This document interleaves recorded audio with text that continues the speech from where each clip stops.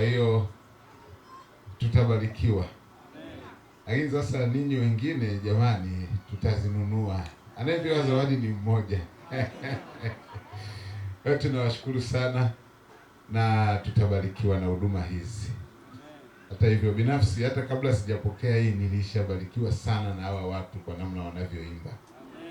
Jamani, wangapi tunabarikiwa pamoja? Aliyeleta lile wazo la kuwaleta, basi tumuombee uende na mwakani aanze tena kulileta. Hata hivyo mwakani tumeisha waona, hata asipoleta tutamwambia tunawaleta wenyewe. Ila tunawashukuru wale ambao mlifichua hii siri, na kwa kweli yale mambo mazuri ambayo mmekuwa mkiyapata kwa watu hawa. Tunawakaribisha sana East Coastal Tanzania Field na tunafurahia uwepo wenu. Nimeambiwa sio muda mrefu tutakuwa na live streaming hapa. Kwa naamini Tanzania itawaona kutokea hapa.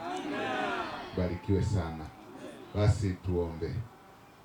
Mungu wetu mtakatifu, tunakushukuru kwa mchana wa leo. Asante kwa kundi hili zuri kutoka nchi ya Kongo ambao wamesafiri umbali mrefu kwa ajili tu ya kuja kulihudumia kanisa lako. Bwana, tunawaombea mibaraka idumu pamoja nao. Bwana, nyimbo walizoandaa kwa ajili yetu ziendelee kuwa na mguso mkubwa katika maisha yetu. Hebu watu wengi waje kusikia ujumbe mzuri kutoka kwa watumishi wako. Endelea kuwapa afya njema, zidisha karama zao mara 10 zaidi. Vile ambavyo walifikiri wangeimba, hebu waimbe hadi na wao wakirudi washangae zile sauti zilitoka wapi.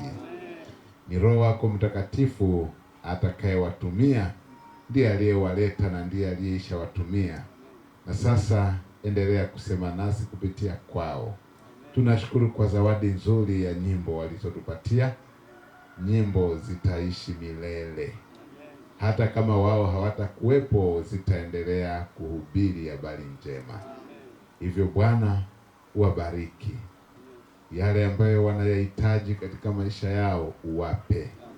Wafanye kufurahia huduma yao popote watakapokuwa. Si Tanzania tu, wapeleke hata na mabara mengine kwa ajili ya kazi. Asante kwa kuwa umesikia. Fanya hivyo na kuzidi kwa jina la Yesu Kristo. Amen.